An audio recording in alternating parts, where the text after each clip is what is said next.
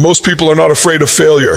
They are afraid of trying, and that distinction will either save your life or silently end it. Every single day, millions of people wake up, feel the pull of something greater inside them, and then spend the next 16 hours building the perfect excuse for why today is not the day. And the day never comes, and the years stack. And one morning they look in the mirror and meet the eyes of someone who traded their destiny for the comfort of never knowing. That stops today. What you are about to hear is not motivation. Motivation fades by Tuesday. What you are about to receive is a complete rewiring, a demolition of every lie fear has told you about who you are and what you are capable of. You are going to understand at a cellular level why failure is not your enemy, why the fall is not the end, why the most catastrophic thing that can happen to a human being is not losing. It is arriving at the last chapter of your life with the book still mostly blank. Stay with me until the end, because by the time we are done, you will know exactly what has been holding you back, exactly what it is costing you, and exactly what one decision made today, not tomorrow, can unlock in your life. The difference between the person you are and the person you were built to be is smaller than you think. But the window's closing. Stop running from failure. Stop treating it like the enemy. Stop flinching every time you come close to the edge of what's possible because you're terrified of what happens if you fall. Failure is not the thing that destroys you. Failure is the thing that builds you.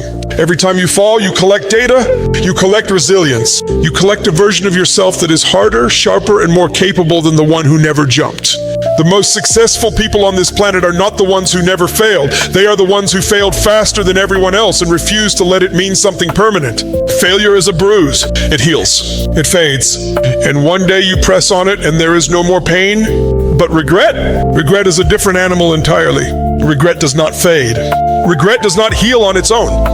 Regret is what lives inside the version of you that played it safe, took the smaller road, and chose comfort over courage, and then had to carry that choice for the rest of your life. So stop running from failure, turn around, face it, and start running, sprinting from the one thing that will actually ruin you. Start running from regret, because the what if is coming for you. Make no mistake about that. It does not matter how busy you stay, how many distractions you stack, how many years you put between yourself and the moment you chose not to act. The what if will find you. It shows up at 2 a.m. when everything is quiet and the noise of the day has finally stopped. It shows up at milestone moments, promotions, birthdays, funerals, when life forces you to measure where you are against where you could have been. It shows up in other people's wins. You see someone living the life you imagined for yourself, doing the thing you talked yourself out of, and something in your chest collapses. That collapse is the what if arriving right on schedule. And here's what makes it catastrophic. Unlike failure, you cannot learn from it. You cannot iterate on it. You cannot extract a lesson from a risk you never ran. Failure gives you something to work with. The what if gives you nothing but an echo. A hollow, endless echo of a version of your life you were too afraid to reach for. It does not ask you what went wrong. It only asks you why you never tried, and the longer you wait, the louder it gets.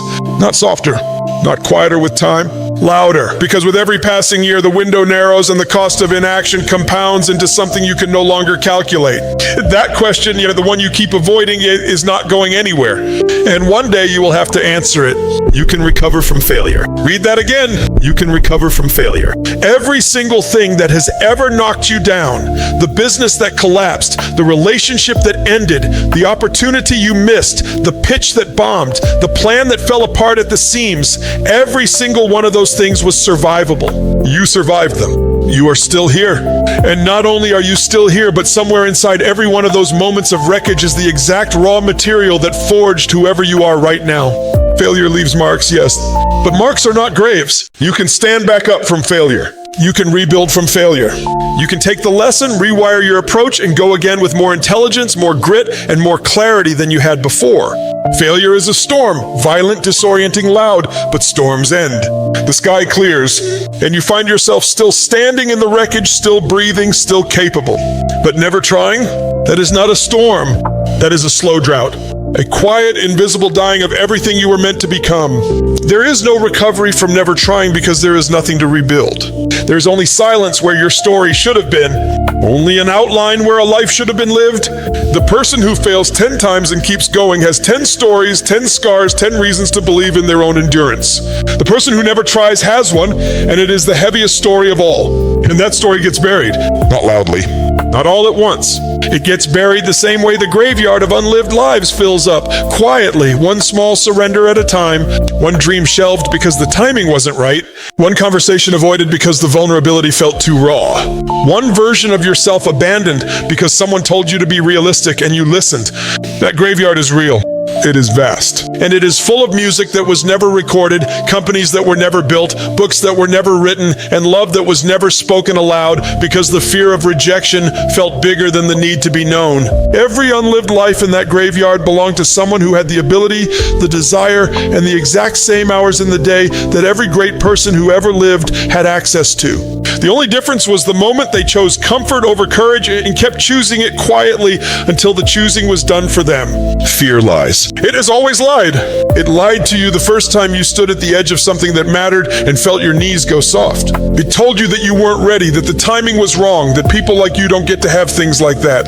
It dressed itself up as wisdom, as practicality, as responsibility, and you believed it because fear is the most convincing storyteller you have ever encountered. It speaks in your own voice. It uses your own memories against you. It knows exactly which wound to press to make you step back from the edge. But here is what fear never tells you. It has no idea what is on the other side. It is not protecting you from a known outcome. It is protecting itself from the possibility that you might discover it was wrong about you all along. Fear survives on your inaction. The moment you move, the exact moment you step forward despite the pounding in your chest, fear begins to shrink. It does not disappear, but it loses authority. And that is all you need. Not the absence of fear, just the revocation of its authority over your choices. Regret, however, never lies. Regret is the only voice in your life that tells you the exact unfiltered truth, and it always arrives too late to be useful. Fear distorts. Regret clarifies. And the most expensive decision you will ever make is not a bad investment, not a failed venture, not a wrong turn taken at full speed. It is the decision to do nothing. Because nothing is not neutral. Nothing is a choice with a price tag that keeps rising. Every day you delay the conversation, the launch, the leap, the cost compounds, not in money, in life, in aliveness, in the slow erosion of belief that you are still capable of something that matters. Doing nothing feels like safety. It is the most reckless thing you can do. Fail now or regret forever. There is no third option. No middle path where you hover safely between action and inaction and somehow escape the consequences of both. Life does not offer that deal. You are either in the arena, collecting scars and lessons and the quiet, unshakable pride of someone who showed up, or you are in the stands, watching, waiting, telling yourself next year, next month, when things settle, when I'm more ready. But ready never comes. Ready is a myth your fear invented to keep you exactly where you are. The only way out is through. The only way forward is the first step taken before you feel prepared. Comfort is the enemy wearing a friendly face. It smiles at you every morning. It tells you that staying is reasonable, that the risk isn't worth it, that what you have is enough. And maybe it is enough. But enough and alive are not the same thing. Comfort slowly trades your potential for predictability, your passion for routine, your one irreplaceable life for the illusion of safety, and it does it so gently you barely feel it happening. Your future self is begging you to move, not asking, not suggesting. Begging with the full weight of every unlived moment, every surrendered dream. Every morning they will wake up and feel the absence of the life you were too afraid to choose. That person is real. They exist at the end of every decision you make today. And right now, in this moment, they are looking back at you with everything they have and screaming, "Go!" Do not wait for permission. Do not wait for certainty. Move. The clock does not rewind. That is not a metaphor. It is the single most brutal fact of human existence. Every hour spent waiting is an hour permanently withdrawn from the account. No refunds, no extensions, no version of later that costs the same as now, because now is always the lowest price you will ever pay to become who you are meant to be. Tomorrow it costs more. Next year it costs more. A decade from now the price is a grief so deep it has no name. The clock does not rewind, and neither does a wasted life, but a life fully lived, chosen deliberately, pursued relentlessly, leaves nothing to mourn. You came into this world with an expiration date and a gift. The expiration date is non-negotiable. The gift, that is entirely up to you. Every speech you just heard, every truth that landed somewhere deep in your chest, every moment you felt something shift, that was not me. That was you recognizing yourself. Recognizing the version of you that has been waiting, quietly and patiently, for you to stop negotiating with fear and start living with intention. Failure is survivable.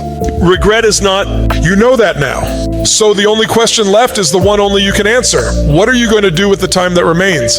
Thank you for spending this time with Alpha Motivation World. It means everything. If something in this video cracks something open in you, leave a comment below. Tell us which keynote hit hardest.